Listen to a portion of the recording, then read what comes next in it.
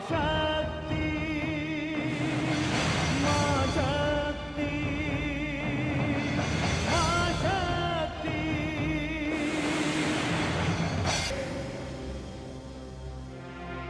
ये आप क्या कह रहे हैं देवर्षि? ये सत्य है देवराज, और आपकी सूचना के लिए मैं यह भी बता दूं कि अश्वमेध का अश्व राजधानी लौट रहा है। महाराज सगर अश्व के स्वागत की भव्य तैयारियों में लगे हैं, और इधर युवराज कर्मवीर अश्व के साथ अपनी यात्रा के अंतिम पड़ाव पर हैं। किसी भी समय राजधानी लौट सकते हैं। देवर्षि, अश्वमेध यज्ञ के पीछे कहीं उनका विचार इंद्रासन हत्याने को तो नहीं? ये धरती वाले तो सदैव ही स्वर्गलोक का सपना देखते हैं, कहीं उनका भी उद्देश्य? ये मैं स्पष्ट रूप से नहीं कह सकता देवराज, किंतु यह सत्य है कि युवराज कर्मवीर अपने अश्व के साथ कल किसी भी समय राजधानी पहुंच सकते हैं। नारायण नारायण।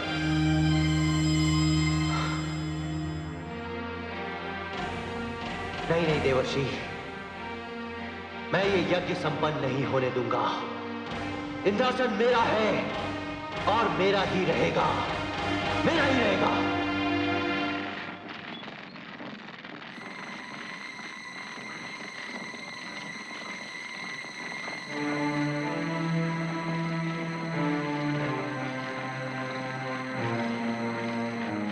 हम प्रातः सूर्योदय होते ही राजधानी की ओर प्रस्थान करेंगे।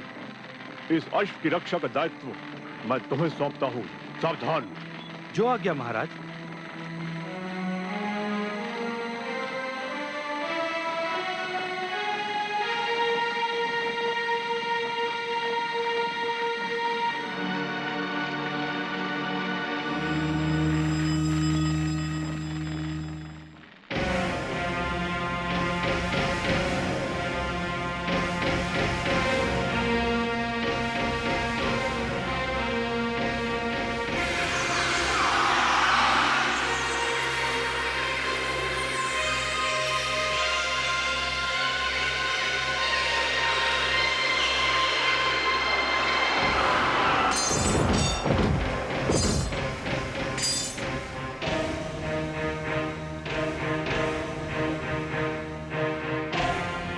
अब तुम महाराज सगर के पास नहीं जाओगे, मेरे साथ चलोगे। आओ।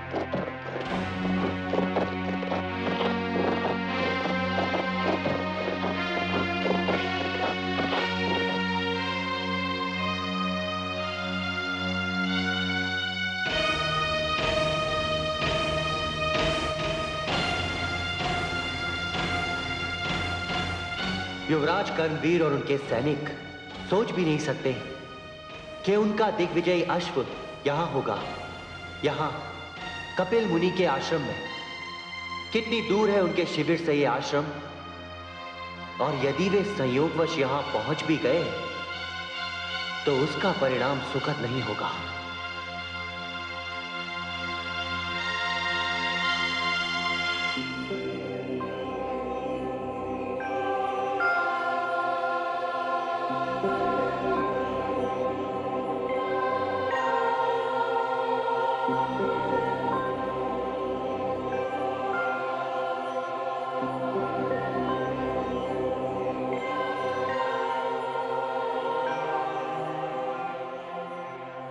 क्षमा करें मुनिवर, आपकी अनुमति के बिना मैं ये कार्य कर रहा हूं। मेरी विवशता है, क्या करूं?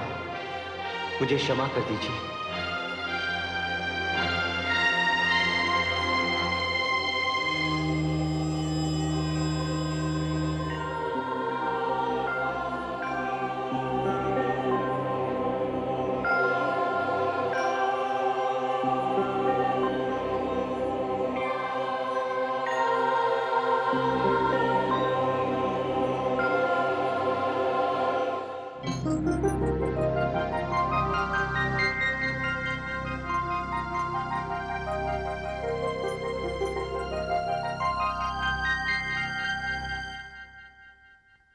महाराज की जय हो।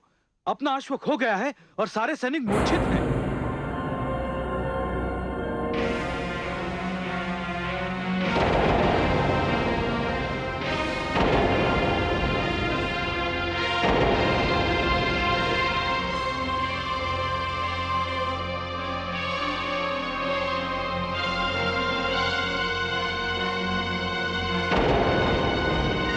किसका दुस्साहस है ये? कौन है वो जिसे अपने प्राण प्रिय नहीं है?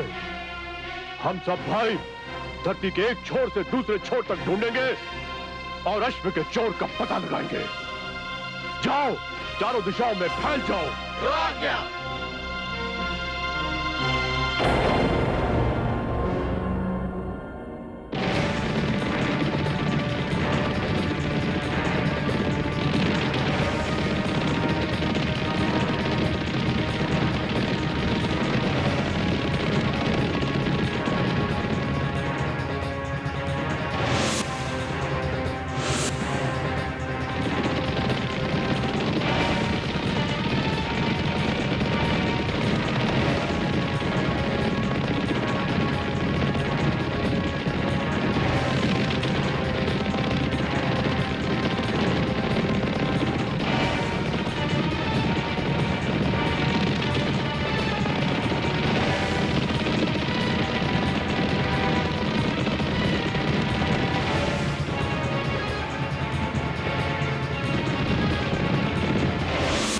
महाराज, महाराज, महाराज की जय हो। अब क्या समाचार लाए हैं महामंत्री जी? बड़ा ही अशुभ समाचार है महाराज। कोई दुष्ट अश्वमेध यज्ञ का अश्व चुरा कर ले गया। क्या? हाँ महाराज। यह क्या कह रहे हैं महामंत्री जी? भला भला ये कैसे संभव है? महाराज, ये अनर्थ रात के अंधेरे में हुआ, किंतु आप चिंता न करें। आपके 60,000 पुत्र अश्व की खोज में निकल पड़े हैं। मुझे पूर्ण विश्वास है कि वो अश्व को ढूंढ निकालेंगे। महामंत्री जी, मैं अपने पुत्रों के स्वभाव से भली भांति परिचित हूं। मुझे तो इस बात की चिंता हो रही है कि कहीं मेरे पुत्र कोई अनर्थ ना कर बैठे।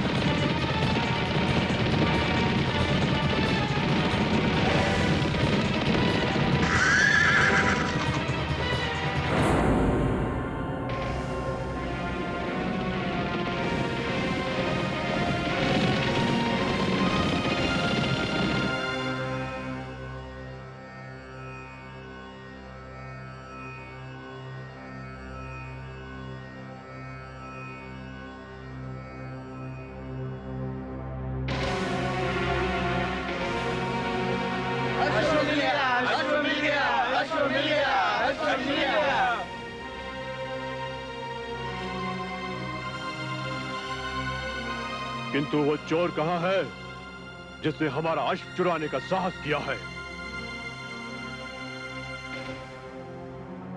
लगता है वो ढोंगी इसी आश्रम में बगुला भगत बना बैठा है। आओ मेरे साथ। चलो चलो।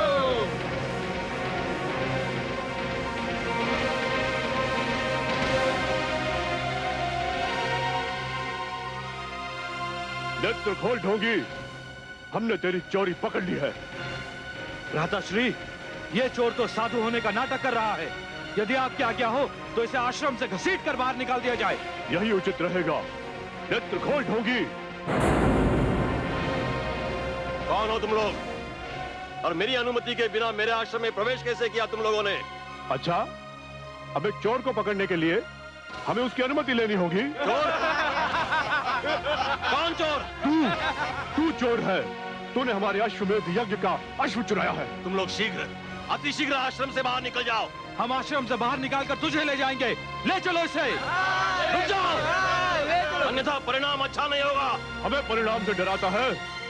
अरे मूर्ख, हम केवल इतने ही नहीं, 60,000 भाई हैं।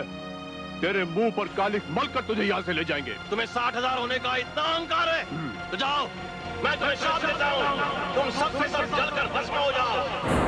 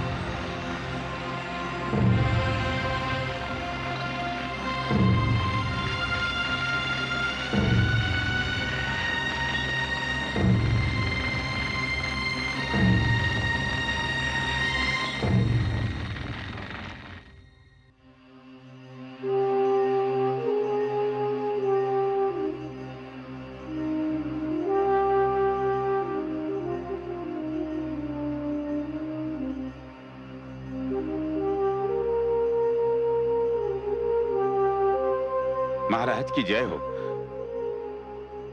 महामंत्री जी, कुछ पता चला अश्व का? नहीं महाराज, कुछ पता नहीं चला। किंतु किंतु किंतु क्या? महाराज, अश्व के साथ साथ हमारे 60,000 राजकुमारों में से किसी का भी कुछ पता नहीं चला। क्या क्या कह रहे हैं महामंत्री जी? हमारे इतने सारे पुत्र एक साथ कहां जा सकते हैं? यही तो आश्चर्य की बात है महाराज। हमारे सैनिकों ने चारों दिशाओं में उन्हें ढूंढा, किंतु कहीं भी किसी का भी पता नहीं चला। यह आपने हमें कैसा समाचार सुना दिया महामंत्री जी? कैसा समाचार सुना दिया आपने?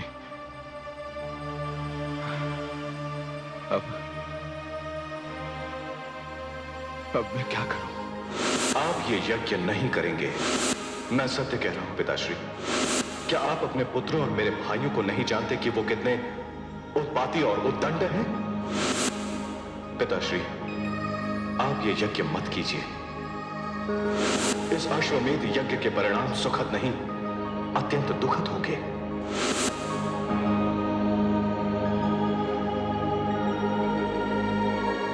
महाराज,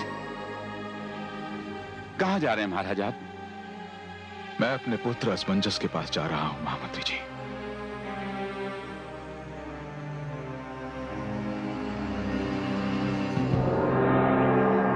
हे देवी परमेश्वरी, ये क्या हो गया? होना क्या है महादेवी? कपिल मुनि के शाप से महाराज सगर के 60,000 पुत्र जलकर राख हो गए। किंतु हे देवी भुवनेश्वरी, यह कोई साधारण घटना नहीं है। हाँ महादेवी, यह साधारण नहीं, असाधारण घटना है। हे आदिशक्ति, इस घटना का समाचार जब महाराज सगर को मिलेगा तब क्या परिणाम होगा? हे महादेवी, जैसा आप सोच रही हैं वैसा नहीं होगा, क्योंकि इस घटना के पीछे एक रहस्य है। आप उस रहस्य को अभी जानने का प्रयत्न ना करें। अभी तो आप ये देखिए कि महाराज सगर अपने पुत्र असमंजस से मिलने तपोवन जा रहे हैं।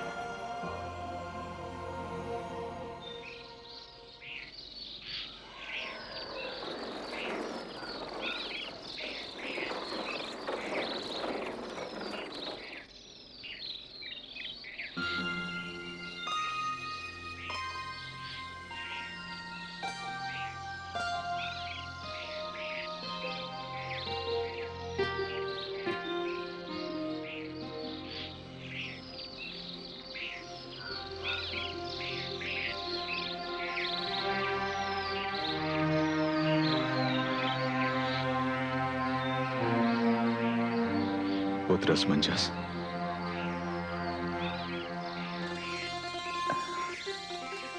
पिताश्री आप?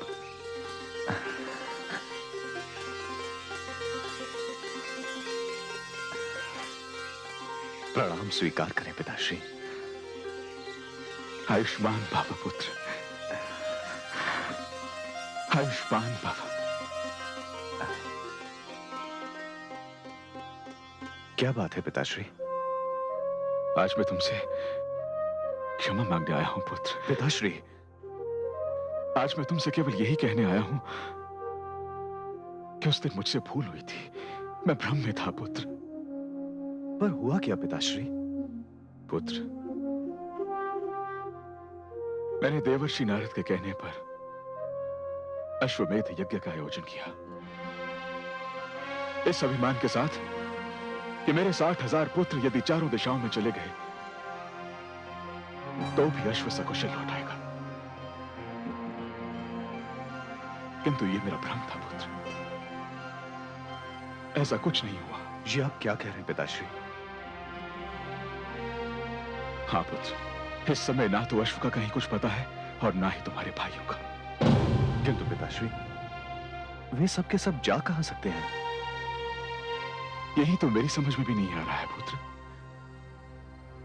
पुत्र, उस दिन तुमने कहा था कि ये अश्वमेध यज्ञ मेरे लिए सुखद नहीं, अत्यंत दुखद होगा।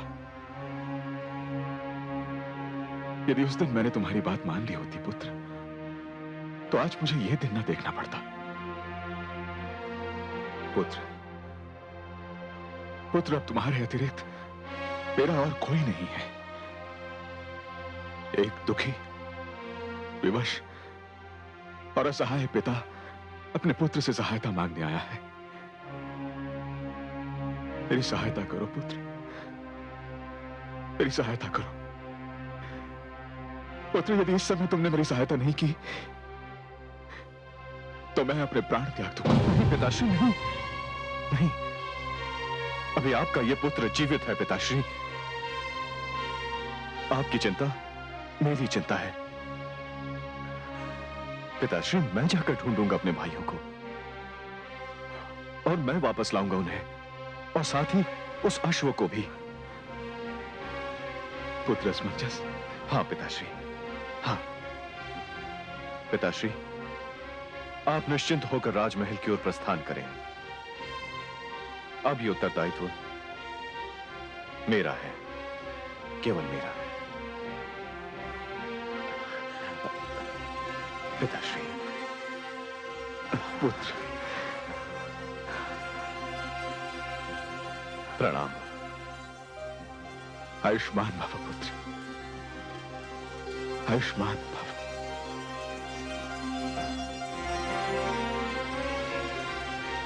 आयुष्मान